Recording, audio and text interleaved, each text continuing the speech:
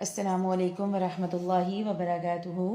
अल्हम्दुलिल्लाहि रब्बिल आलमीन, अस्सलातु वस्सलामु अला अशरफिल अंबियाइ वल मुरसलीन व अला आलिहि व सहबिहि अजमाइन। तुम्मा अम्मा बाद, फ़अऊज़ु बिल्लाहि मिनश शैतानिर रजीम। बिस्मिल्लाहिर रहमानिर रहीम। रब्बि इश्रह ली सदरी व यस्सिर ली अमरी वहलुल उक़दतम मिन लिसानी यफ़क़हू क़ौली। अल्लाहुम्मा फ़क़्क़िहना फ़िद्दीन, अल्लाहुम्मा अहदिना वसद्दिदना, अल्लाहुम्मा इजअलिल क़ुरआनल अज़ीम रफ़ीक़न ली फ़िद्दुनिया वल आख़िरह। आज इंशाअल्लाह ताला अल्लाह सुब्हानहू ताला की तौफ़ीक से हम अपने दौरे कुरान में पारा नंबर 7 को देखेंगे और पारा नंबर 7 में मौजूद अल्लाह सुब्हानहू ताला के पैगामात को देखेंगे। शुरू करते हैं अपना लेसन।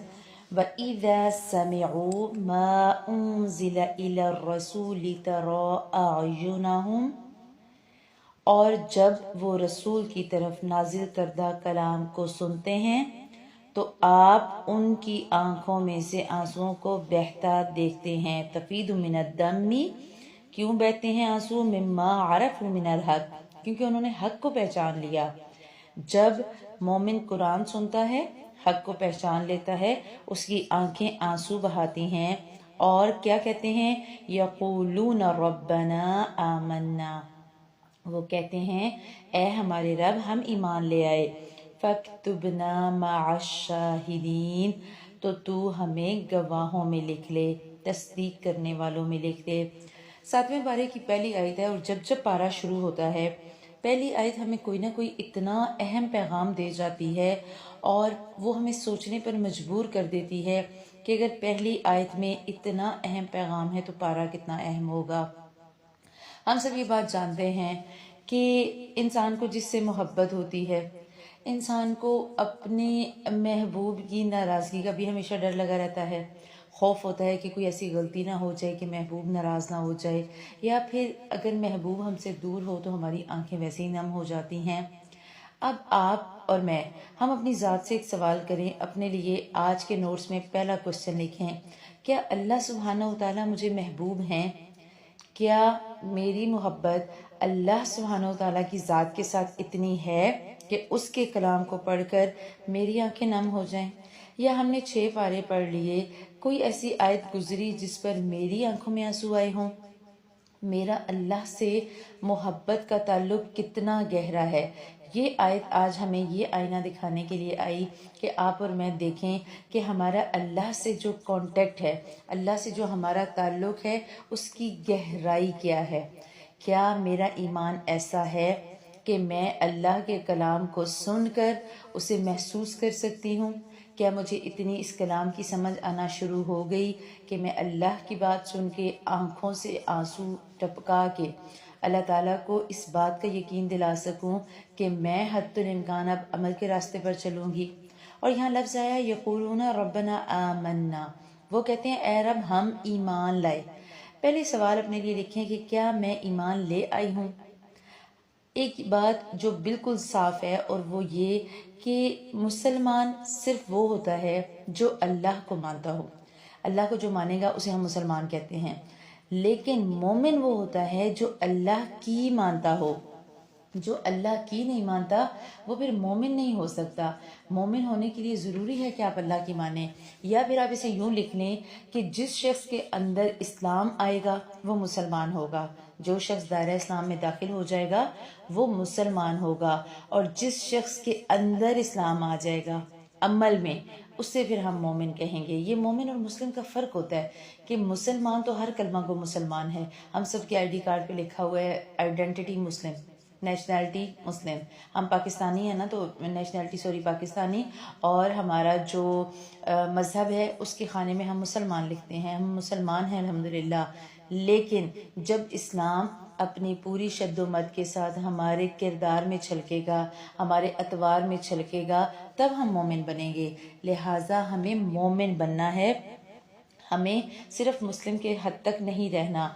तो अगर हम मोमिन बन जाएंगे तो हमें ये आयत समझ आएंगी। यहाँ हमें ये भी पता लग गया कि इस कुरान को सिर्फ नाज़िले के तौर पर नहीं पढ़ना, اس قرآن کو سمجھ کے پڑھنا ہے، تاکہ جب ہم کسی کے منہ سے اس قرآن کی آیت کی تلاوت سنیں، جب کوئی قاری پڑھ رہا ہو، کوئی کہیں پر آیت پڑھی جا رہی ہو، تو اس کا مفہوم سمجھ آئے، اس کی بات سمجھ آئے، تبھی تو آنکھیں نم ہوں گی۔ سمجھ نہیں آئے گا تو آنکھیں کیسے نم ہوں گی؟ آپ کو جس بات کی سمجھ ہی نہیں، آپ کو جس بات کا پتہ ہی نہیں، آپ کے اندر وہ بات کیسے اترے گی؟ لہٰذا آج تہیہ کریے، کل سے انشاءاللہ پہلا روزہ ہے، اور ہم نے اس چیز کی نیت کرنی ہے کہ رمضان میں داخل ہوتے ہی ہم نیکیوں میں سبقت لے جائیں، ہم حقیقی مومن بننے کی ایک کوشش کریں گے، اور انشاءاللہ یہ کوشش ہمیں بہت زیادہ اللہ تعالیٰ کے قریب لے جائے گی۔ اور جب ہم اللہ سبحانہ و تعالیٰ کے قریب جاتے جائیں گے، وہ ہمارے لیے ہدایت کے راستے آسان کرتا جائے گا، وہ ہمارے لیے عمل کرنا آسان کرتا جائے گا۔ ہم ڈٹ گئے تو اللہ سبحانہ و تعالیٰ ہمارے ایک قدم چلنے پہ 10 قدم آگے آئے گا انشاءاللہ تعالیٰ۔ اور ایک بات جو ہمیں سمجھنی ضروری ہے کہ آپ کے اور میرے پاس کوئی لاجک نہیں ہے کہ ہم اس قرآن پر عمل نہ کریں۔ اگلی آیت دیکھیں، اور ہمارے پاس کون سا عذر ہے؟ وَمَا لَنَا لَا نُؤْمِنُ بِاللَّهِ، ہم کیوں نہ اپنے اللہ کے ساتھ ایمان لائیں، ہم کیوں نہ اللہ کو مان لیں؟ ہمارے پاس تو کوئی آبجیکشن ہی نہیں، کوئی حیل و حجت ہی نہیں کہ ہم اللہ پر اور جو حق ہمارے پاس پہنچے اس پر ایمان نہ لائیں۔ ہم کیوں نہ اس قرآن کو مانیں جو قرآن ہمیں ایک ایک قدم پر رہنمائی دیتا ہے، اور ہم اس بات کی امید رکھتے ہیں کہ ہمارا رب ہمیں نیک لوگوں کی رفاقت نصیب کرے گا۔ نیک بننا ہے تو ہمیں سمجھ کر چلنا ہوگا، ہمیں اس قرآن سے جینے کا ہنر سیکھنا ہوگا۔ جینے کا ہنر ہم کو قرآن سکھاتا ہے، حیوان کو بھی تو یہ انسان بناتا ہے۔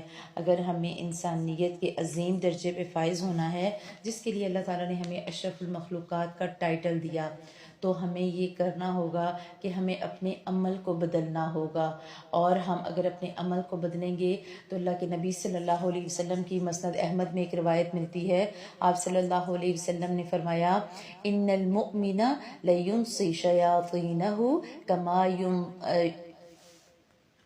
ان المؤمن لینضی شیاطینہ کما ینضی احدکم بعیرہ فی الصف، بے شک مسلمان اپنے شیطان کو ایسے تھکاتا ہے جیسے تم میں سے کوئی اپنے سفر میں اپنے اونٹ کو تھکا دیتا ہے۔ اگر آپ چاہتے ہیں نا کہ شیطان جو ہمارے راستے میں بیٹھا ہے، جو اوپر نیچے آگے پیچھے دائیں بائیں ہر طرح سے ہم پر حملہ آور ہوتا ہے، اگر ہم چاہتے ہیں کہ ہم اس شیطان کا مقابلہ کریں تو ہمیں اسے تھکانا ہوگا، تاکہ وہ تھک کے پیچھے ہٹ جائے، اور وہ تبھی ہوگا جب ہم ایمان لائیں گے، جب ہم حقیقی مومن بنیں گے، اور جب ہم عمل کی سیڑھیاں چڑھیں گے۔ جب تک عمل نہیں کریں گے تب تک پھر مشکل ہے، اور اس عمل میں ہم نے خود کو بھی شامل رکھنا ہے، اپنے بہن بھائیوں کو بھی شامل رکھنا ہے، اپنے پیاروں کو بھی شامل رکھنا ہے۔ اللہ کے نبی صلی اللہ علیہ وسلم نے فرمایا تھا کہ مومن مومن کا آئینہ ہے، اور مومن مومن کا بھائی ہے۔ اگر اس کے مال کا وہ بچاؤ بھی کرتا ہے، اور اس کی غیر موجودگی میں اس کی عزت کی حفاظت بھی کرتا ہے۔ ابو داؤد میں یہ روایت ملتی ہے۔ تو ہمارا کام ہے اپنا بھی دفاع کریں، اپنے مومن بھائی اپنی مومن بہن کا بھی دفاع کریں، ان کے گھر کی اور عزتوں کی بھی حفاظت کریں۔ لہٰذا پھر بدلے میں اللہ ہمیں کیا دے گا؟ اس لیے ان کو اللہ تعالیٰ نے ان کے اس کہنے کی وجہ سے ایسے باغ وہ دے گا جن کے نیچے نہریں جاری ہوں گی، وہ اس میں ہمیشہ ہمیشہ رہیں گے، اور نیک لوگوں کا یہی بدلہ ہے۔ جبکہ اس کے مقابلے میں والذین کفروا وکذبوا بآیاتنا، بآیاتنا کو انڈرلائن کریے، اللہ نے کہا وہ لوگ جنہوں نے کفر کیا، وکذبوا اور جھٹلایا ہماری آیات کو، زبان سے کفر کیا یا دل سے کفر کیا، یا ویسے زبان سے تو اللہ کو مانا لیکن عمل سے انکار کر دیا، ہماری آیات کو جھٹلا دیا، ہماری آیات میں ہم نے جو حکم دیے تھے ان حکموں کو اگنور کر دیا، انہیں نہیں اپنایا، اولئک اصحاب الجحیم، وہ لوگ پھر دوزخ والے ہیں۔ اللہ سبحانہ وتعالیٰ نے صاف کر دیے راستے جنت کے اور دوزخ کے۔ اب ہمیں چننا ہے کہ ہم کون سے راستے کا سفر کریں، کون سا راستہ ہمیں آسانیوں اور سہولتوں کی طرف لے کر جانے والا ہے۔ اس کے بعد اس پارے کا دوسرا پیغام آیت نمبر 87 دیکھیں۔ اے ایمان والو، اللہ تعالیٰ نے جو پاکیزہ چیزیں تمہارے لیے حلال کی ہیں انہیں حرام مت کرو اور حد سے آگے مت نکلو، بے شک اللہ تعالیٰ حد سے نکلنے والوں کو پسند نہیں کرتا۔ اللہ سبحانہ وتعالیٰ نے حلال اور حرام کو واضح کر دیا۔ اگر کوئی شخص اپنے اوپر کسی حلال چیز کو حرام کرے گا تو نہیں ہوگی یہ۔ اللہ تعالیٰ نے ہمیں اس چیز کی اجازت نہیں دی کہ ہم کسی بھی حلال یا پاکیزہ چیز کو اپنے اوپر حرام کریں۔ اب اس حرام کرنے میں کچھ بھی آ سکتا ہے۔ ایک روایت ملتی ہے کہ اللہ کے نبی صلی اللہ علیہ وسلم کے علم میں یہ بات آئی کہ آپ صلی اللہ علیہ وسلم کی غیر موجودگی میں 3 صحابہ جو ہے وہ حاضر ہوئے اور انہوں نے اللہ کے نبی صلی اللہ علیہ وسلم کی عبادات کے بارے میں پوچھا، ان کے کھانے پینے کے بارے میں پوچھا۔ تو ایک کہنے لگا کہ میں تو جو ہے وہ اللہ کے نبی صلی اللہ علیہ وسلم تو اللہ کی طرف سے معصوم ہیں، چونکہ نبی انبیاء معصوم ہوتے ہیں اور وہ گناہ نہیں کرتے، تو ان کی عبادات تو ان کے لیے کافی ہو جائیں گی، تو میں ساری رات عبادت کروں گا۔ اسی طرح ایک شخص نے کہا کہ میں ساری زندگی کبھی کسی عورت سے نکاح نہیں کروں گا، اور ایک شخص نے کہا کہ میں ہمیشہ کے لیے روزے رکھوں گا۔ تو اللہ کے نبی صلی اللہ علیہ وسلم کے علم میں جب یہ بات آئی تو آپ صلی اللہ علیہ وسلم نے انہیں منع فرمایا۔ آپ صلی اللہ علیہ وسلم نے فرمایا تھا، حدیث کا مفہوم ہے کہ میں رات میں عبادت بھی کرتا ہوں اور سوتا بھی ہوں، میں روزہ رکھتا بھی ہوں اور افطار بھی کرتا ہوں، اور میں نے نکاح بھی کیے ہیں۔ ان نکاح من سنتی، نکاح میری سنت ہے۔ فمن راغب عن سنتی فلیس منی، تو جو میری سنت سے منہ موڑے گا وہ پھر مجھ سے نہیں۔ اسی طرح ایک اور واقعہ بھی ملتا ہے حضرت عثمان بن مظعون کا کہ انہوں نے اپنی بیوی سے کنارہ کشی اختیار کی، تو ان کی بیوی نے اللہ کے نبی صلی اللہ علیہ وسلم سے اس بات کی شکایت کی۔ آپ صلی اللہ علیہ وسلم نے پھر انہیں روکا اور انہیں اپنی بیوی کا حق ادا کرنے کا حکم دیا۔ اسی طرح کچھ صحابہ نے جو ہے وہ اپنے اوپر کھانے پینے کی کچھ چیزوں کو جو ہے وہ حرام کیا۔ ایک شخص کے بارے میں آتا ہے کہ وہ اللہ کے نبی صلی اللہ علیہ وسلم کے پاس آیا اور اس نے فرمایا، اے اللہ کے رسول صلی اللہ علیہ وسلم، میں جب بھی گوشت کھاتا ہوں مجھے نسوانی شہوت کا غلبہ ہوتا ہے، اس لیے میں نے اپنے اوپر گوشت حرام کر لیا۔ اس پر یہ آیت نازل ہوئی تھی کہ اے ایمان والو، تم اللہ کی حلال کردہ چیزوں کو حرام مت ٹھہراؤ۔ کوئی بھی شخص کسی بھی چیز کو اگر اپنے اوپر حرام کر لے گا تو وہ حرام نہیں ہوگی سوائے عورت کے۔ یہ جو ہے نا وہ اسکالرز کا اجتماع ہے اس بات پہ، اور اسے مطلب کئی علماء یہ بھی بات کہتے ہیں کہ اگر کوئی بندہ ایسی قسم کھا لیتا ہے تو اسے کفارہ ادا کرنا ہوگا، اور کچھ علماء کہتے ہیں کہ کفارے کے بغیر بھی جو ہے وہ کفارہ ادا کرنا ضروری نہیں ہے، بس آپ اس قسم کو پورا نہیں کریں گے۔ اس کے بعد اس حصے میں اللہ تعالیٰ نے ایک اور بات کہی کہ حد سے تجاوز مت کرو، ولا تعتدوا ان اللہ لا يحب المعتدین، حد سے تجاوز نہیں کرنا۔ اتنا نہیں کھانا کہ بیمار پڑ جاؤ، اتنی افطاری نہیں کرنی کہ اٹھ کے مغرب نہ پڑھنے ہو یا اٹھ کے تراویح نہ پڑھنے ہو۔ اللہ سبحانہ وتعالیٰ نے فرمایا، اللہ تعالیٰ نے جو چیزیں تم کو دی ہیں ان میں سے حلال اور مرغوب چیزیں کھاؤ، اور اللہ سے ڈرو جس پر تم ایمان رکھتے ہو۔ اللہ تعالیٰ نے کھانے سے منع نہیں کیا۔ اللہ سبحانہ وتعالیٰ نے ہمیں جو چیز پسند ہے ہم وہ کھا سکتے ہیں، پوری اجازت ہے۔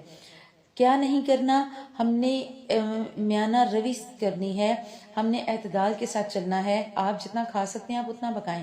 آپ کو 4 ڈشز کھانی ہیں اور اگر آپ کا فیملی کھا لیتی ہے تو بنائیں، لیکن یہ نہیں کہ آپ بنائیں اور آپ فریج میں رکھیں اور اگلے دن آپ نکال کے پھینک دیں۔ اللہ سبحانہ وتعالیٰ کو اسراف نہیں پسند، حد سے نکلنے والوں کو اللہ پسند نہیں کرتا۔ بہتر تو یہ ہے کم سے کم بنائیں، اتنا جتنا کھایا جائے اور ختم ہو جائے۔ اگر بچ جاتا ہے تو کسی غریب کو ٹائم پہ دے دیں، بعد میں آپ نے اس کو خراب کر کے باہر نکالنا ہے یا 6 دن فریج میں رکھ کے کسی کو دینا ہے، اس سے بہتر ہے آپ تازی چیز کو تقسیم کر دیں۔ اگلا پیغام ہمارے لیے آیت نمبر 89۔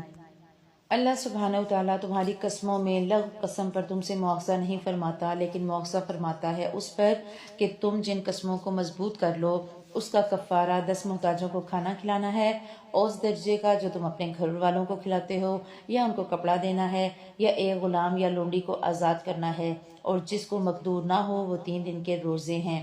یہ تمہاری قسموں کا کفارہ ہے جبکہ تم قسم کھا لو اور اپنی قسموں کا خیال رکھو۔ اس طرح اللہ تعالیٰ تمہارے لیے اپنے احکامات بیان فرماتا ہے تاکہ تم شکر ادا کرو۔ قسم کو عربی میں کہتے ہیں حلف یا یمین، ٹھیک؟ آپ اگر قسم کی اقسام کو دیکھیں تو قسم کی اقسام 3 طرح کی ہیں۔ یمین لغو، ایسی قسم جو انسان بات بات پر جو ہے نا وہ عادتاً کھائے یا بغیر ارادے بغیر نیت کے، اس پر کوئی مواخذہ نہیں ہے۔ ایک ہے یمین غموس، یہ وہ جھوٹی قسم ہے جو انسان کسی کو دھوکہ یا فریب دینے کے لیے کھاتا ہے، اسے کبیرہ گناہ کہا گیا ہے لیکن اس پر کفارہ پھر بھی نہیں ہے۔ ایک ہے یمین مؤقدہ، ایسی قسم جو انسان اپنی بات میں تاکید اور پختگی کے لیے کھائے اور اس میں وہ ارادتاً اور نیتاً کھائے، ایسی قسم کو اگر وہ توڑے گا تو اس میں کفارہ ہوگا۔ اب جہاں کفارے کو بتا دیا گیا، لیکن کفارے کے لیے چند باتوں کو یاد رکھیں۔ اگر آپ مسکینوں کو کھانا کھلانے کے بجائے انہیں اس کی مقدار دے دیں، وہ کھانا جو آپ کے دسترخوان پر بنتا ہے تو بھی جائز ہے۔ اسی طرح یہ بھی جائز ہے کہ آپ ایک مسکین کو 10 دن تک اکٹھا کھانا دے دیں، یا اس کو 10 دن تک اکٹھا کھانے کا سامان دے دیں۔ اسی طرح اور اگر آپ میں اسی طرح جب کپڑے پہنانے کی بات ہوگی تو بھی اس درجے کے درمیانے کپڑے آپ اچھے سے لے کر دے سکتے ہیں۔ اگر یہاں جو تیسرا آیا نا روزے والا، یہ روزہ کفارہ تبھی انسان ادا کرے گا جب وہ کھانا کھلانے یا کپڑے دینے یا غلام آزاد کرنے کی قدرت نہ رکھتا ہو، اور اگر روزے رکھے جائیں گے تو ضروری ہے کہ روزے مسلسل رکھے جائیں۔ اگلا حکم ہمارے لیے اگلی آیت نمبر 90، یا ایھا الذین آمنوا، اے ایمان والو، ان الخمر والمیسر والانصاب والازلام رجز من عمل الشیطان واجتنبوہ لعلکم تفلحون۔ اے ایمان والو، شراب اور جوا، تھان اور فال نکالنے کے پانسے کے تیر، یہ سب گندی باتیں ہیں اور یہ شیطانی کام ہیں، ان سے بالکل الگ رہو تاکہ تم فلاح یاب ہو جاؤ۔ اس آیت میں اللہ سبحانہ وتعالیٰ نے ہمیں ایک لسٹ دے دی۔ شراب حتمی حکم ہے شراب کا، اس کے بعد شراب کی حرمت آ گئی، شراب حرام ہو گئی۔ شراب اور جوا اور تھان یعنی آستانے اور فال نکالنے کے پانسے، ہاروسکوپ کی ساری قسمیں، ٹھیک ہے، آپ چاہے وہ ڈائس سے چانس لیتے ہیں، چاہے آپ وہ کوئی بھی طریقہ استعمال کرتے ہیں، ہاتھ دکھائیں یا ہفتہ پوچھیں یا دن پوچھیں یا مہینہ پوچھیں، اللہ نے کہا یہ سب گندی باتیں اور شیطانی عمل ہیں، اور ان سارے کاموں سے الگ رہو تاکہ تم کامیاب ہو جاؤ۔ کیوں؟ شیطان تو چاہتا ہے کہ شراب اور جوئے کے ذریعے سے تمہارے آپس میں عداوت اور بغض واقع کر دے، اور اللہ تعالیٰ کی یاد سے اور نماز سے تمہیں باز رکھے۔ سو اب تم بھی باز آ جاؤ اور تم اللہ تعالیٰ کی اطاعت کرتے رہو اور اس کے رسول کی اطاعت کرتے رہو، اور احتیاط رکھو۔ اگر اعراض کرو گے تو یہ جان لو کہ تمہارے رسول کے ذمے صرف پہنچا دینا ہے۔ یہاں اللہ سبحانہ وتعالیٰ نے کلیئر بتا دیا، شراب، جوا، فال، پانسے، یہ ساری کی ساری چیزیں شیطان کے عملوں میں سے ہیں۔ شیطان ہمیں لالچ دیتا ہے، شیطان فریب دیتا ہے، شیطان طریقے بتاتا ہے حلال کو حرام کرنے کے، اور وہ ہمیں ایسے طریقے سمجھاتا ہے کہ ہمیں لگتا ہے کہ ہم صحیح کہتے ہیں۔ شیطان لالچ ڈالتا ہے، اور یہی لالچ انسان سے بہت سے غلط کام کروا دیتا ہے۔ وہ کسی نے کہا تھا نا کہ فریباں دے جال وچ تے لفظاں دے کمال وچ، لوکی پھسا لیندے گلاں دے جال وچ، حرام تے حلال وچ لبے مال وچ، بندے پھس جاندے لالچ دی رال وچ۔ جب لالچ آ جاتا ہے نا دلوں میں تو پھر ہمیں سمجھ نہیں آتی کہ ہم کیا کریں۔ اس کے بعد پھر آ گیا کہ ایمان والے جو ایمان لائیں گے اور نیک کام کریں گے تو اس میں کوئی گناہ نہیں جس کو وہ کھاتے پیتے ہوں جبکہ وہ لوگ تقوی رکھتے ہوں اور ایمان رکھتے ہوں اور نیک کام کرتے ہوں، پھر وہ پرہیزگاری کرتے ہوں اور ایمان رکھتے ہوں، پھر پرہیزگاری کرتے ہوں اور خوب نیک عمل کرتے ہوں۔ اللہ ایسے نیکوکاروں سے محبت کرتا ہے۔ اللہ سبحانہ وتعالیٰ نے بار بار بتا دیا، اللہ سے ڈرنا ہے، تقوی اختیار کرنا ہے، جو مرضی کھائیں، جو مرضی پئیں، حلال چیزوں کو جتنا کھا سکتے ہیں کوئی حرج نہیں ہے، بس کرنا کیا ہے، عمل صالح، عمل عمل عمل عمل۔ ایک ہی بات جو بار بار سمجھ آ رہی ہے، ایمان کے ساتھ شرط عمل ہے۔ نیک عمل کریں، پھر نیک عمل کریں، پھر نیک عمل کریں، غلطی ہو جائے، کوتاہی ہو جائے، معافی مانگیں، نیک عمل کرنا یہی اسلام نے ہمیں سکھایا۔ ہم نے ہر صورت میں نیک عمل ہی کرنے ہیں بار بار۔ اور یہاں یہ بھی بات یاد رکھیں کہ دنیا میں جو نیک عمل کرنا جتنا مشکل ہوگا نا، تو روایت ملتی ہے کہ قیامت کے دن نیکیوں کے پلڑے میں اس کا وزن بھی اتنا ہی زیادہ ہوگا۔ ہمیں یہ ذہن میں رکھنا چاہیے کہ ہمیں نیک عمل کرنے کی اگر اللہ تعالیٰ توفیق دیتے ہیں تو یہ ہمارے اعمال کی قبولیت کی نشانی ہے۔ اگر اللہ سبحانہ وتعالیٰ نے ہمیں نیک عمل کی توفیق دی تو اس کا مطلب ہے کہ اللہ سبحانہ وتعالیٰ چاہتے ہیں کہ ہم اللہ تعالیٰ کے راستے میں بڑھیں اور عمل کریں۔ اللہ تعالیٰ کو ہم سے صرف تقوی مطلوب ہے۔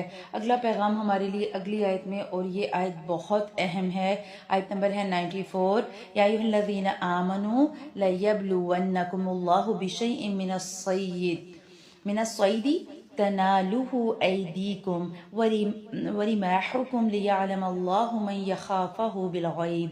اے ایمان والو، اللہ سبحانہ وتعالی قدرے شکار سے تمہارا امتحان کرے گا جب تک تمہارے ہاتھ اور تمہارے نیزے پہنچ سکیں، جن تک، تاکہ اللہ تعالیٰ معلوم کر لے کہ کون شخص اس سے بن دیکھے ڈرتا ہے، سو وہ شخص اس کے بعد حد سے نکلے گا، اس کے لیے دردناک سزا ہے۔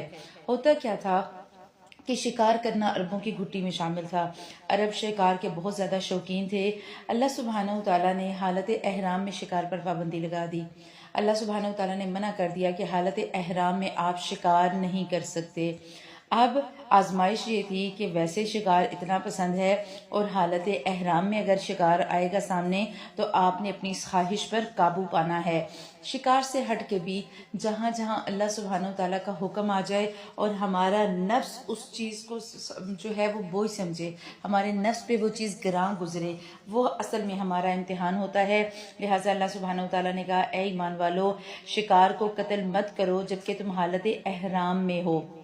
اللہ سبحانہ وتعالیٰ نے حالت احرام میں ہر طرح کی ایموشنل چیزوں سے منع کیا، اور جو شخص تم میں سے اس کو جان بوجھ کر قتل کرے گا اس پر فدیہ واجب ہوگا، اور جو کہ مساوی ہوگا اسی جانور کے جس کو اس نے قتل کیا ہے، اور اس کا فیصلہ تم میں سے 2 معتبر شخص کریں گے، یعنی کہ 2 لوگ جو معتبر ہوں وہ اس شکار کی شکاری کے حساب سے جانور کا اندازہ لگائیں گے اور اس حساب سے ہی فدیہ دیا جائے گا، خواہ وہ فدیہ خاص چوپایوں میں سے ہو جو نیاز کے طور پر کعبہ تک پہنچایا جائے، اور خواہ وہ کفارہ مساکین کو دے دیا جائے، خواہ اس کے برابر روزے رکھے جائیں تاکہ اپنے کیے کی شامت کا مزہ چکھے۔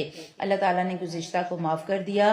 ہاں، جو شخص پھر ایسی کوئی حرکت کرے گا تو اللہ سبحانہ وتعالیٰ انتقام لے گا، اور اللہ زبردست انتقام لینے والا ہے۔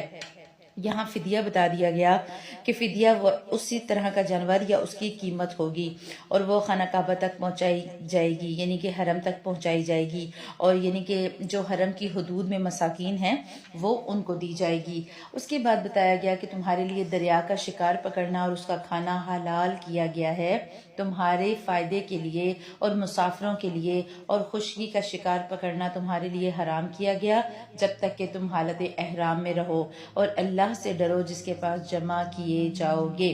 اللہ سبحانہ وتعالیٰ نے بتا دیا حالت احرام میں زمین کا شکار تو منع ہے۔ ہاں، آپ مردار کھا سکتے ہیں، سمندر کا مردار، یعنی کہ مچھلی وغیرہ کوئی بھی اگر اوپر آ جاتی ہے تو سمندر کا مردار حلال ہے اور آپ اس کو استعمال کر سکتے ہیں۔ اور اس کے بعد کعبہ کی تعظیم کے لیے آیت آ گئی۔ اللہ نے کعبہ کو، جو کہ ادب کا مکان ہے، لوگوں کے قائم رہنے کا سبب قرار دیا ہے، اور عزت والے مہینے کو بھی، اور حرم میں قربان کیے جانے والے جانور کو بھی، اور ان جانوروں کو بھی جن کے گلے میں پٹے ہوں، یہ اس لیے تاکہ تم اس بات کا یقین کر لو کہ بے شک اللہ تعالیٰ تمام آسمانوں اور زمین کے اندر کی چیزوں کا علم رکھتا ہے، اور بے شک اللہ تعالیٰ سب چیزوں کو خوب جانتا ہے۔ اللہ سبحانہ وتعالیٰ نے صاف بتا دیا خانہ کعبہ ہمارے لیے جو ہے وہ احترام کا مقام ہے، اور خانہ کعبہ کی حرمت کو قائم رکھنا یہ ہر مسلمان پر فرض ہے۔ اور اس کے بعد سب سے اہم پیغام آیت نمبر 98، اعلموا، جان لو، آپ کو اور مجھے بتایا جا رہا ہے جان لو، سمجھ لو، ان اللہ شدید العقاب، بے شک اللہ تعالیٰ سخت سزا دینے والا بھی ہے، وَأَنَّ اللَّهَ غَفُورٌ رَحِيمٌ، اور بے شک اللہ تعالیٰ بہت مغفرت کرنے والا، بڑی ہی رحمت کرنے والا ہے۔ اپنی جگہ پر جبار اور قہار بھی ہے، منصف بھی ہے، وہ انصاف کرے گا، جس کی غلطی ہوگی اسے سخت سے سخت سزا دے گا، لیکن بخشنے والا مہربان بھی ہے، جو اپنی غلطی کی معافی مانگ لے گا۔ دونوں ایکسٹریم بتا دی گئیں، پیکس بتا دی گئیں کہ اگر آپ غلطی کریں گے تو معافی کے بغیر اس غلطی کی سزا ملے گی، غلطی ہو گئی، احساس ہو گیا، معافی مانگ لی، توبہ کر لی، پھر وہ غفور و رحیم بھی ہے۔ اور رسول کے ذمہ تو صرف پہنچانا ہے، اللہ تو سب کچھ دیکھ رہا ہے، وہ بھی جو تم ظاہر کرتے ہو اور وہ بھی جو تم چھپاتے ہو۔ اگلا پیغام آیت نمبر 100، آپ فرما دیجئے کیا ناپاک اور پاک برابر نہیں ہو سکتے؟ گو آپ کو ناپاک کی کثرت بھلی لگتی ہو، اللہ تعالیٰ سے ڈرو، فاتقوا اللہ، اللہ سے ڈرو، یا اولی الالباب، اے عقل مندو، عقل والو، لعلکم تفلحون، شاید کہ تم فلاح پا جاؤ۔ ناپاک اور پاک کسی صورت برابر نہیں ہو سکتے، چاہے ناپاک زیادہ کیوں نہ ہو۔ اگر آپ کوئی ہمیں بتائے فلاں چیز ہے وہ سارے کر رہے ہیں، ساروں کا کرنا اس بات کی دلیل نہیں کہ وہ چیز ٹھیک ہے۔ سارے ایک کام کر رہے ہیں، سارے ایک کثرت کی طرف جا رہے ہیں، تو کثرت ہونا اس بات کا یہ مطلب نہیں ہے کہ وہ ٹھیک ہے۔ ہمارے لیے فائنل اتھارٹی، آخری حکم آخر کیا ہے؟ اللہ کا حکم اور اللہ کے نبی صلی اللہ علیہ وسلم کی ذات مبارک۔ اور جو آیا نا لعلکم تفلحون، شاید کہ تم فلاح پا جاؤ۔ اے عقل مندو، اللہ سے ڈرو، تقوی کے ساتھ زندگی گزارو، ایسے کام کرو جو تمہیں فائدہ دیں، جو تمہیں ہدایت کے راستے تک لے کر جائیں۔ اور ایک پیغام اور کہ اے ایمان والو، ایسی باتیں مت پوچھو کہ اگر تم پر وہ ظاہر کر دی جائیں تو تمہیں ناگوار ہوں، اور اگر تم زمانے نزول قرآن میں ان باتوں کو پوچھو گے تو تم پر ظاہر کر دی جائیں گی۔ سوالات گزشتہ تو اللہ نے معاف کر دیے، اللہ تو بڑی بخشش والا اور بڑے حلم والا ہے۔ اور ایسی باتیں تم سے پہلے اور لوگوں نے بھی پوچھی تھیں، پھر وہ ان باتوں کے منکر ہو گئے۔ جب قرآن پاک نازل ہو رہا تھا تو قرآن پاک کے نزول کے دوران بیجا سوالات سے منع کر دیا گیا۔ اللہ کے نبی صلی اللہ علیہ وسلم کی حدیث کا مفہوم آتا ہے صحیح بخاری میں، مسلمانوں میں وہ سب سے بڑا مجرم ہے جس کے سوال کرنے کی وجہ سے کوئی چیز حرام کر دی گئی، در حقیقت وہ اس سے پہلے حلال تھی۔ ایک دفعہ ایسا ہوا کہ اللہ کے نبی صلی اللہ علیہ وسلم ایک محفل میں تشریف فرما تھے، وہاں ایک شخص آیا، اعرابی تھا۔ اس نے کہا اللہ کے نبی صلی اللہ علیہ وسلم کے پاس جب بیٹھا تو آپ صلی اللہ علیہ وسلم نے فرمایا اللہ تعالیٰ نے تم پر حج فرض کیا ہے۔ تو وہ جو دیہاتی بدو تھا اس نے سوال کیا کیا ہر سال؟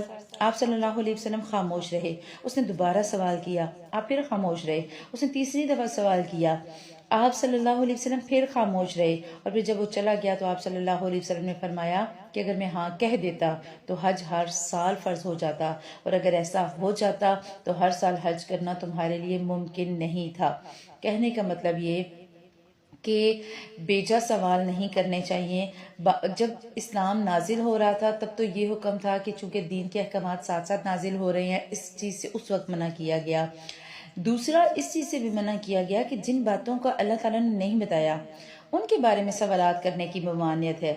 اللہ سبحانہ و تعالیٰ بہتر جانتے ہیں ہمیں کیا چیز ہمیں بتانی ضروری تھی اور کیا چیز غیر ضروری تھی۔ ہم نے پڑھا موسیٰ علیہ السلام کا قصہ، ہارون علیہ السلام کا قصہ، ہم آگے جا کر سارے قصے پڑھیں گے۔ ابھی تو ہم بنی اسرائیل کو دیکھ رہے ہیں، آگے ہم پیچھے پڑھائے حضرت مریم کے بارے میں، مریم کی والد کے بارے میں۔ والد کا نام عمران آیا، والدہ کا نام نہیں آیا، کہیں پر آپ کو نہیں ملے گا والدہ کا کیا نام تھا۔ اس کے بعد حضرت زکریا علیہ السلام کا قصہ چلا، ان کی بیوی کا ذکر آیا، بیوی کا نام نہیں آیا۔ آگے آپ پڑھیں گے اصحاب کہف کا واقعہ۔ اللہ سبحانہ وتعالیٰ وہاں کہتے ہیں کہ لوگوں کو تو سوالات پوچھتے ہیں، لوگ کہتے ہیں 5 تھے اور 6 ان کا کتا، اور 6 تھے اور 7واں ان کا کتا۔ یہ ضروری نہیں تھا کہ لوگ کتنے تھے، ضروری یہ تھا اور دیکھنا یہ تھا کہ اللہ تعالیٰ نے کیسے اپنی قدرت سے اتنے سال سلائے رکھا اور پھر زندہ کر دیا۔ مین تو یہ ضروری چیز تھی نا۔ آج ہمارا حال بھی یہ ہے کہ ہم بھی انہی لوگوں کی طرح، جو اصحاب کہف والے واقعے میں لوگ ملتے ہیں نا، انہی کی طرح ہمارے بھی سوالات ہوتے ہیں۔ ہم سورہ یوسف پڑھتے ہیں تو پہلا سوال یہی آتا ہے، اچھا پھر زلیخا کون تھی؟ اچھا پھر زلیخا کا کیا بنا؟ اچھا پھر اس کی حضرت یوسف علیہ السلام سے شادی ہوئی یا نہیں ہوئی؟ یہ بیجا سوال ہیں۔ ہم نے قصے کی اپنے لیے قصے میں آنے والے سبق دیکھنے ہیں، ہم نے بیجا سوالات نہیں دیکھنے۔ اللہ سبحانہ و تعالیٰ نے حروف مقطعات کا کوئی ترجمہ نہیں بتایا، کوئی میننگ اللہ نے نہیں بتایا۔ اللہ کے نبی صلی اللہ علیہ وسلم نے حروف مقطعات کا کوئی معنی ایکسپلین نہیں کیا۔ اب اگر کوئی کہتا ہے کہ الف کا مطلب یہ ہے، لام کا مطلب یہ ہے، میم کا مطلب یہ ہے، تو ہم واللہ عالم ہم نہیں جانتے، ہم اس پہ سوال نہیں کر سکتے، ہم اس پہ بحث مباحثہ نہیں کر سکتے، ہمیں نہیں پتا۔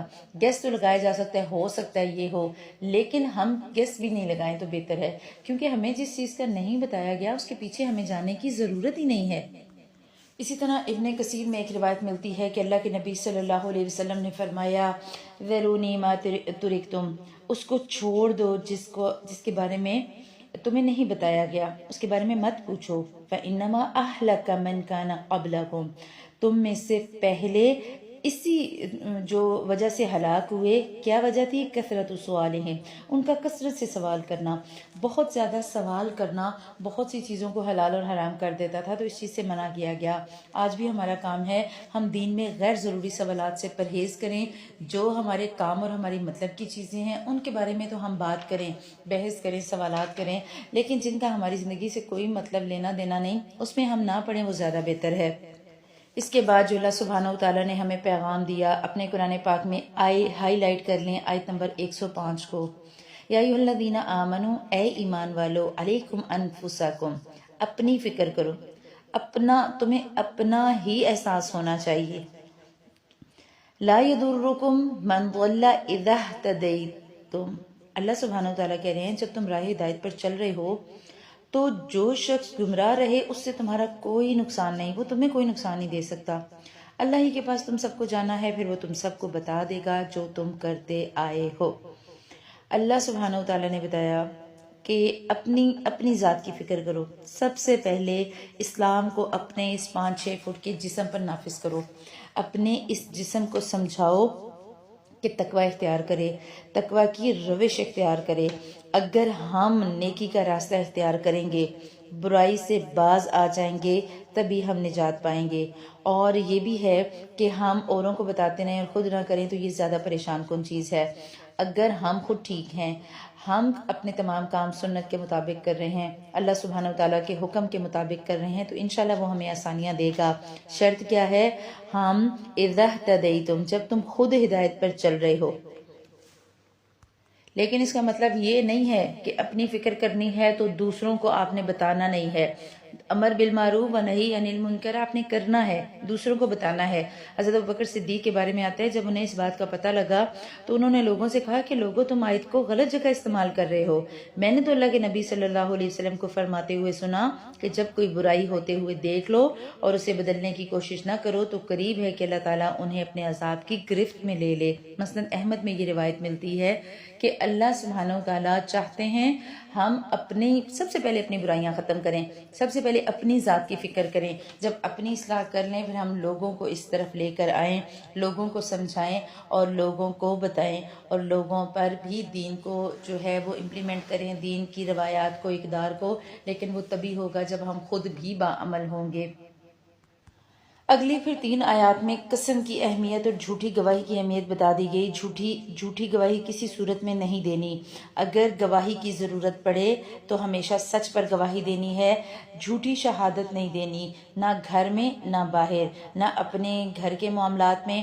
بعض دفعہ کیا ہوتا ہے کہ گھر کے آپس کے جھگڑوں میں ہم کسی اور سے منسوب کر کے غلط بات کہہ دیتے ہیں، اور ہمارا غلط بات کا کہنا گھر کو جو ہے وہ تباہ کر دیتا ہے اور گھر جو ہے وہ ختم ہو جاتے ہیں۔ تو ہم نے کیا کرنا ہے؟ ہم نے جھوٹی گواہی سے بچنا ہے۔ کہیں پر بھی آپ کو بات پتہ ہے، صحیح بات پتہ ہے تو گواہی دیں، اگر آپ کو صحیح بات نہیں پتہ تو پھر گواہی نہ دیں۔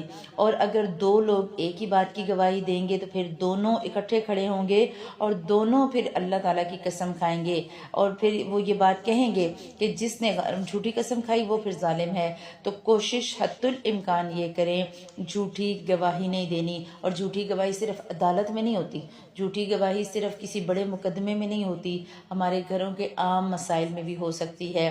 آپ کے والد والدہ کے ساتھ، آپ کے بہن بھائیوں کے معاملات کے ساتھ، میاں بیوی بچوں کے معاملات کے ساتھ، بعض دفعہ ہم چھوٹی سی بات کو کور کرنے کے لیے کسی اور پہ غلط بات کا الزام لگا دیتے ہیں، یا پھر کسی اور پہ الزام لگا اور ہمیں پتہ ہے کہ وہ الزام غلط ہے لیکن ہم اپنی گواہی سے اس پہ مہر لگا دیتے ہیں، تو اس چیز سے منع کیا گیا۔ آگے آیت نمبر 110 میں اللہ سبحانہ و تعالیٰ نے عیسیٰ ابن مریم پر کیے جانے والے انعامات، انہیں دیے جانے والے معجزات کا ذکر کیا۔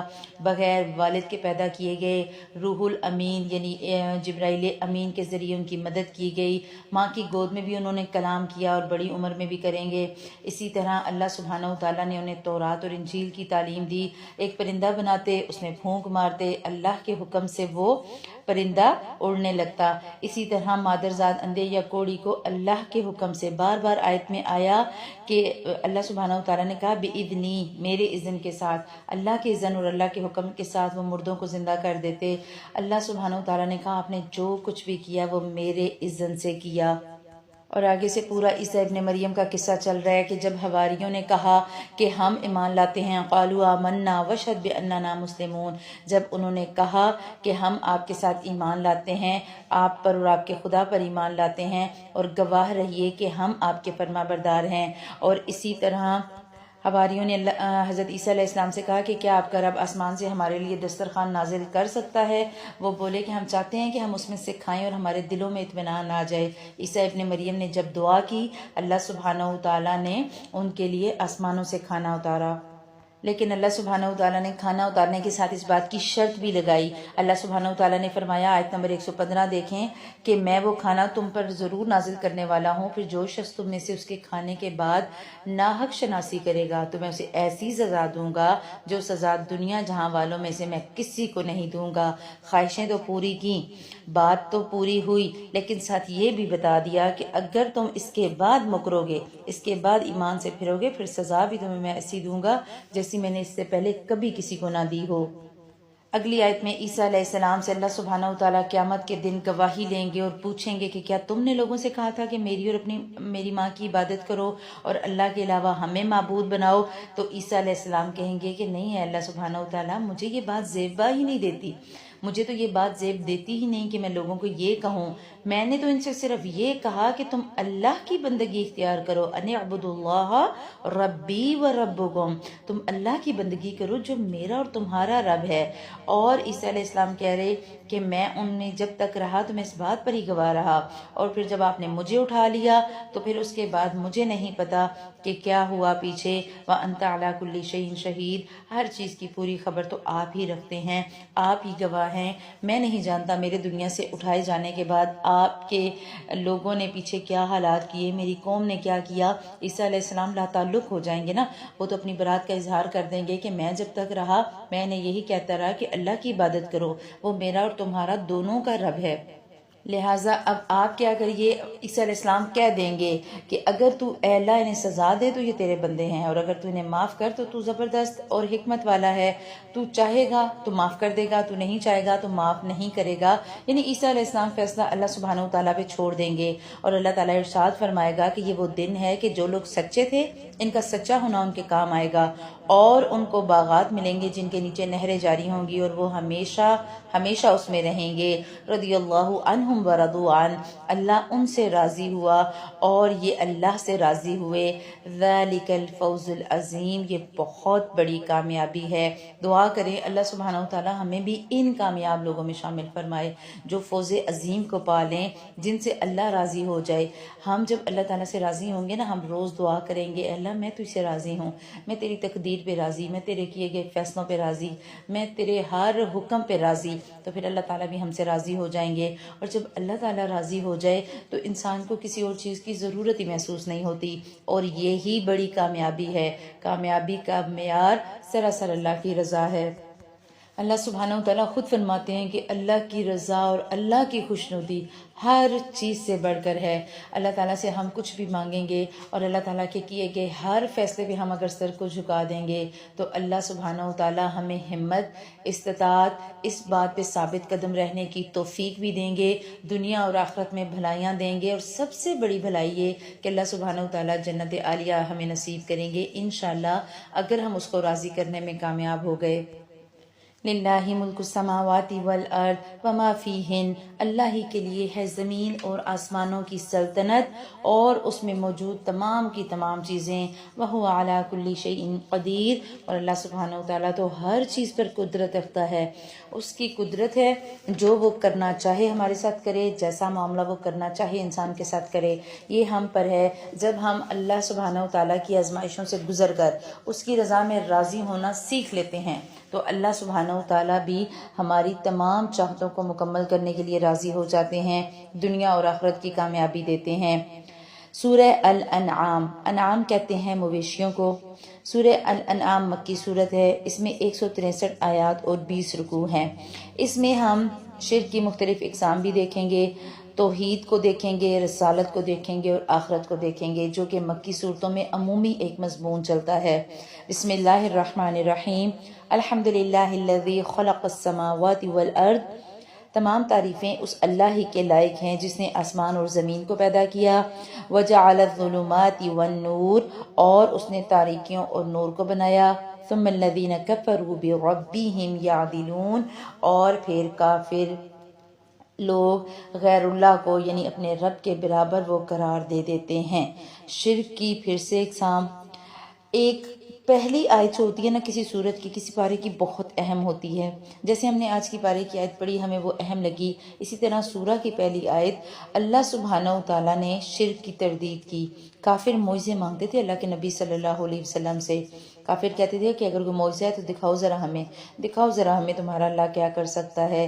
اللہ سبحانہ و تعالیٰ نے کہا اسی کے لیے تعریف جس نے دنیا کو پیدا کیا، آسمان و زمین جس نے بنائے، جس نے تاریکی اور اندھیروں کو پیدا کیا، اور پھر انسان کو دنیا میں بھیجنے کے بعد اس کے رہن سہن کا بھی انتظام کیا، اس کی ہدایت اور اس کے لیے روشنی کا بھی انتظام کیا۔ اسے دنیا کی روشنیاں بھی دیں سورج چاند پیدا کر کے، لیکن اسے آخرت کی روشنیاں بھی عطا کر دیں، اور اسے آخرت تک پہنچنے کے لیے، آخرت کی روشنیاں پانے کے لیے اور آخرت کے اندھیروں سے بچنے کے لیے بھی طریقے بتا دیے۔ اس کی خصوصیات میں ایک اور خصوصیت وہ ایسا ہے جس نے تمہیں مٹی سے بنایا، پھر ایک وقت مقرر کیا، پھر دوسرا وقت خاص اللہ ہی کے نزدیک ہے، پھر بھی تم شک کرتے ہو۔ اللہ کہتا ہے کیسے، دیکھو تو صحیح، ذرا اپنے جسم پہ غور کرو، کیسے مٹی سے میں نے تمہیں بنایا، پھر تمہارے لیے ایک وقت رکھ دیا جب تم پیدا ہوگے، پھر پیدا ہونے کے بعد ایک وقت تم اس دنیا میں گزارو گے، اور اس کے بعد وقت مقرر پر اس دنیا سے چلے جاؤ گے۔ ساری چیزیں فکسڈ ہیں، سارے کا سارا فکس ہے۔ اللہ سبحانہ و تعالیٰ نے ہمیں بھی مٹی سے بنایا، آدم علیہ السلام مٹی سے بنے۔ ہم آج کل کی دنیا کے جو انسان ہیں، ہمارا چونکہ خوراک بھی مٹی سے آ رہی ہے، غذائیں مٹی سے آ رہی ہیں سب، اور جو انسان غذائیں کھاتا ہے انہی غذاؤں سے وہ مادہ بنتا ہے جو ماں کے رحم میں جا کر انسان کی تخلیق کا باعث بنتا ہے۔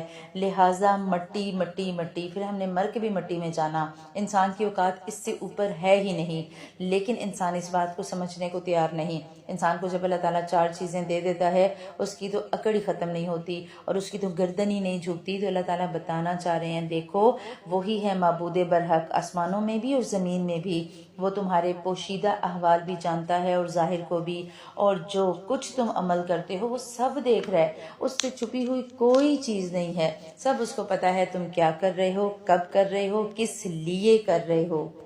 لہٰذا اس اللہ کو معبود مان لینا، اس کی رضا میں راضی ہو جانا، اس کے لیے عبادت کرنا، یہ ہم سب پہ فرض قرار دے دیا گیا۔ اگر ہم ایسا نہیں کریں گے تو کیا ہوگا؟ آیت نمبر 6 کو دیکھیں، ایک اور پیغام کہ کیا ان لوگوں نے نہیں دیکھا کہ ہم نے ان سے پہلے کتنی جماعتوں کو ہلاک کیا جنہیں ہم نے دنیا میں ایسی قوت دی تھی کہ تمہیں ہم نے وہ قوت نہیں دی، اور ہم نے ان پر خوب بارشیں برسائیں، اور ہم نے ان کے نیچے سے نہریں جاری کیں، اور ہم نے ان کو ان کے گناہوں کے سبب ہلاک کر دیا۔ ہائی لائٹ کر لیں یہ پورشن، فَأَحْلَكْنَاهُمْ، پس ہلاک کر دیا ہم نے انہیں، بِذُنُوبِهِمْ، ان کے گناہوں کی پاداش میں، ان کے گناہوں کی وجہ سے، اور ان کے بعد دوسری جماعتوں کو پیدا کیا۔ اللہ سبحانہ وتعالیٰ کے بس میں ہے، وہ جو چاہے کریں، اس کے اختیار میں ہے، وہ اس نے ایک کن کہنا ہے فیکون، بس وہ بات اسی وقت ہو جائے گی، اس کو تو سیکنڈز بھی نہیں لگیں گے۔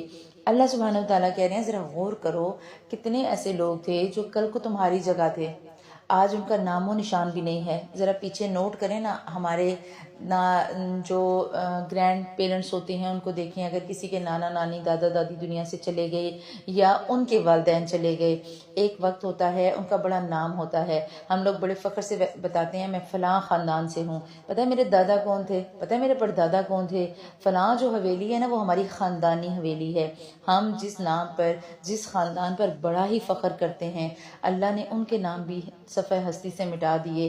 ہمیں تو اپنے دادا اور شاید پردادا سے پیچھے کسی کا نام بھی یاد نہیں ہوگا، اور کتنے لوگ تو ایسے ہوں گے جنہیں اپنے پردادا کا نام بھی نہیں آتا ہوگا، دادا تک شاید آتا ہو۔ تو ہم انسان کیا چیز ہے؟ اللہ سبحانہ وتعالیٰ نے اسے اتنا باوقار جو ہے وہ رتبہ دیا، اشرف المخلوقات بنا کے دنیا میں بھیجا، ہدایت کی کتابیں دے دیں اور کہا چلو جو کر سکتے ہو کرو۔ لیکن انسان نے کیا کیا؟ انسان نے اپنی ذات کو مٹا دیا، انسان بھول گیا کہ میں آیا کس لیے تھا، انسان مقصد حیات بھول گیا اور اس دنیا کی رنگینیوں میں ایسا کھویا کہ اللہ کی نافرمانیوں پر نافرمانیاں کرتا گیا۔ اللہ کہہ رہا ہے ہم نے تو تم سے پہلے لوگوں کو نعمتیں ہی نعمتیں دی تھی، تمہیں تو ہم نے وہ نعمتیں دی نہیں، ان پر تو ہم نے نعمتوں کی بارش کی تھی، لیکن انہوں نے چونکہ نافرمانی کی تو ان کی نافرمانی کی وجہ سے ہم نے انہیں ہلاک کیا۔ اس سے یہ بھی پتہ لگا ایک اور پیغام جو ہمارے لیے، کہ اگر ہم نعمتوں کی ناشکری کریں گے تو اللہ سبحانہ و تعالیٰ اپنی ناراضگی کا اظہار کریں گے۔ اگر ہم نے، اللہ تعالیٰ ترقی کے خلاف نہیں ہے، اللہ تعالیٰ نعمتوں کے خلاف نہیں ہے، اللہ تعالیٰ نعمتوں کی فراوانی کے خلاف بھی نہیں ہے، لیکن اللہ تعالیٰ چاہتے ہیں کہ ہم ان نعمتوں کو استعمال کرتے ہوئے اس کو راضی کرنے میں لگیں۔ اگر آپ کو زمین پہ اچھے طریقے سے نیند نہیں آتی اور آپ ایک کمفرٹیبل بیڈ پہ سوتی ہیں تو ٹھیک ہے، اٹس اوکے، آپ پورے سکون سے سوتی ہیں اور آپ 5 گھنٹے 6 گھنٹے کی نیند لے کے اگلے پورا دن میں اللہ سبحانہ و تعالیٰ کو راضی کرنے کے لیے نماز میں، روزوں میں، اذکار میں، عبادات میں وقت گزارتی ہیں، دین کی تبلیغ میں وقت گزارتی ہیں، تو آپ کا اس بستر پہ سونا بھی ٹھیک ہے، اس میں کوئی حرج نہیں، اللہ اس چیز کے خلاف قطعاً نہیں ہے۔ ہمارے ہاں ایک کنسیپٹ ہے لوگوں کے دماغوں میں کہ شاید دیندار بندہ کسی سہولت کو جو ہے نا استعمال نہیں کر سکتا، یا اگر کوئی بندہ دین پہ چلتا ہے تو اس کا مطلب ہے اس کے پاس کوئی سہولت ہونی نہیں چاہیے، اس کو پھر چٹائی پہ سونا چاہیے، اس کو پھر جو ہے وہ لباس بھی پھٹا پرانا پہننا چاہیے، اس کے پھر کپڑے بھی اچھے نہیں ہونے چاہیے۔ نہیں، دین کہتا ہے سہولتوں کو استعمال کرو، بس تم ایک تو ان کی نمائش نہ کرو اور دوسرا استعمال کرتے ہوئے شکر کرو۔ لَإِن شَكَرْتُمْ لَأَزِيدَنَّكُمْ، اگر تم شکر کرو گے اللہ کہتا ہے ہم تمہیں اور زیادہ دیں گے۔ لہٰذا ہم نے کیا کرنا ہے، ہم نے اس بات کو ذہن میں بٹھا لینا کہ اگر ہم نیک عمل کریں گے اللہ ہم پر رحمتیں برسائے گا، ورنہ اللہ تعالیٰ ہماری جگہ کسی اور کو لے آئے اسے کوئی فرق نہیں پڑتا۔ اس کی جو ہے، اس کے تو نزدیک یہ دنیا ایک سمندر کے اندر انگلی ڈالیں تو اس میں سے جو پانی کا قطرہ انگلی کے ساتھ ٹپکتا ہے، اللہ کہتا ہے میرے لیے تو دنیا اس سے بھی حقیر ہے، میرے نظر میں تو اس سے بھی کم اہمیت ہے دنیا کی، تو پھر ہم کیا چیز ہیں؟ لہٰذا ہمیں سمجھنا ہوگا وقت رہتے اور عمل کرنا ہوگا اور اپنے لیے آثار چھوڑ کے جانے ہیں انشاءاللہ تعالی۔ اگلا پیغام آیت نمبر 10 اور 11۔ واقعی آپ سے پہلے جو پیغمبر ہوئے ان کے ساتھ بھی مذاق کیا گیا، ان کا بھی استہزاء کیا گیا، پھر جن لوگوں نے ان سے مذاق کیا تھا ان کو اس عذاب نے آ گھیرا جس کا وہ تمسخر اڑایا کرتے تھے۔ اور آپ کہہ دیجئے کہ ذرا زمین میں چل پھر کر دیکھو اور دیکھ لو کہ جھٹلانے والوں کا انجام کیسا ہوا۔ اللہ سبحانہ وتعالیٰ نے ان 2 آیات میں، ایک تو دین سے کا، نبی اس وقت اب ہمارے درمیان موجود نہیں ہیں، اللہ سبحانہ وتعالیٰ آپ صلی اللہ علیہ وسلم پر کروڑوں درود و سلام بھیجیں، اور آپ کی دنیا سے جانے کے بعد دین سے جڑے کسی بھی انسان کا، دین سے جڑی کسی بھی چیز کا، کسی بھی حکم کا اگر ہم مذاق اڑاتے ہیں تو ہمیں یہ بات سمجھ لینی چاہیے کہ دین کا مذاق اڑانے والوں کو اللہ تعالیٰ اپنے عذاب کے شکنجے میں جکڑ لیتے ہیں۔ اللہ تعالیٰ پھر لوگوں کو بتاتے ہیں کہ دین کا مذاق اڑانے والوں کا انجام کیسا ہوتا ہے۔ دوسری بات جو ہمیں اگلی آیت پہ بتائی گئی کہ ذرا دیکھو، دنیا میں ذرا چل پھر کے دیکھو اور دیکھو جو بڑے بڑے اکڑ خان تھے ان کا حال کیا ہوا، ان کا انجام کیا ہوا، جو اللہ کو جھٹلاتے تھے ان کا ساتھ کیا ہوا۔ لہٰذا اگر ہم اللہ سبحانہ وتعالیٰ کے غصے کو ہوا دیں گے تو اللہ تعالیٰ پھر ہم پر اپنے غصے کا اظہار بھی کریں گے۔ ایک اور پیغام دیا گیا اگلی آیت میں، آپ کہیے کہ جو کچھ آسمان اور زمین میں ہے یہ سب اللہ کی ملکیت ہے، اور آپ کہیے کہ سب اللہ ہی کی ملکیت ہے۔ اللہ نے مہربانی فرمانا اپنے اوپر لازم کر لیا ہے، تم کو اللہ قیامت کے روز جمع کرے گا، اور اس میں کوئی شک نہیں جن لوگوں نے اپنے آپ کو گھاٹے میں ڈالا سو وہ ایمان نہیں لائیں گے۔ اللہ سبحانہ وتعالیٰ نے اپنی رحمت کی وسعت کا بتا دیا، کتنا غفور الرحیم ہے۔ اللہ سبحانہ وتعالیٰ کے بارے میں حدیث میں آتا ہے کہ جب اللہ سبحانہ وتعالیٰ نے مخلوق کو پیدا کیا تو عرش پہ لکھ دیا، ان رحمتی تغلب غضبی، یقیناً میری رحمت میرے غصے پر غالب ہے۔ لیکن یہ رحمت قیامت کے دن صرف اہل ایمان کو نصیب ہوگی، کافروں پر اللہ تعالیٰ پھر غصہ ہی ہوگا، کافروں پہ پھر اللہ تعالیٰ رحمت نہیں کریں گے۔ یہ نہیں ہوگا انسان ساری زندگی کفر میں گزارے اور اللہ سبحانہ وتعالیٰ پھر غفور الرحیم بن کر آئیں اور اسے معاف کر دیں، نہیں۔ ابن عباس نے کہا، اللہ الرحمن الدنیا والرحیم الآخرہ، اللہ دنیا میں رحمان ہے اس کی رحمت ہر ایک پر ہے، ہر ایک کو رزق بھی دے رہا ہے اور خزانے بھی دے رہا ہے، لیکن آخرت میں وہ مومنوں کے لیے رحیم ہوگا، مومنوں پر وہ اپنی بخشش کی رحمت اور اپنی رحمت کی چادر ڈال کر انہیں جنت تک لے کر جائے گا۔ لیکن شرط یہ ہے کہ وہ مومن توبہ بھی کرتا ہو، اسے اپنے گناہوں کا احساس بھی ہو، اس نے معافیاں مانگی ہوں، گناہ کر لیے لیکن وقت رہتے معافی بھی مانگ لی، تو تب وہ رحمت کا مستحق ہوگا۔ اگلا بہت اہم پیغام آیت نمبر 16 اور 17، مَن یُصْرَفْ عَنْهُ یَوْمَئِذٍ فَقَدْ رَحِمَہُ، جس شخص سے اس روز عذاب کو ہٹا دیا جائے گا اللہ نے اس پر بڑا رحم کیا، وَذَلِكَ الْفَوْزُ الْمُبِينُ، اور یہ تو صریح کامیابی ہے، یہ تو واضح کامیابی ہے کہ جس دن عذاب ہٹا دیا جائے گا اس دن سمجھیں کہ اللہ سبحانہ وتعالیٰ نے رحم کیا۔ آخرت میں اگر انسان عذاب سے بچ گیا تو اس کا مطلب ہے کہ وہ اللہ کی رحمت میں آ گیا اور وہ کامیاب ہو گیا۔ اور اگلی بات کہ دنیا میں رہتے ہوئے اگر تجھے اللہ تعالیٰ کوئی تکلیف پہنچائے، اس کا دور کرنے والا اس کے علاوہ کوئی نہیں، یہ بات یاد رکھیں، اللہ کے علاوہ کوئی مشکل کشا نہیں، کوئی حاجت روا نہیں، اور اگر تجھے کوئی نفع پہنچائے تو وہ ہر چیز پر پوری قدرت رکھتا ہے۔ ہمارا ایمان ہے تقدیر پر، اللہ کے اذن کے بغیر کوئی چیز نقصان نہیں دے سکتی، اللہ کی منشا اور مرضی کے خلاف کوئی چیز ہم تک پہنچ نہیں سکتی، وہ دینا چاہے تو کوئی روک نہیں سکتا، اور وہ نہ دینا چاہے تو دنیا کی بڑی سے بڑی طاقت بھی نہیں دے سکتی۔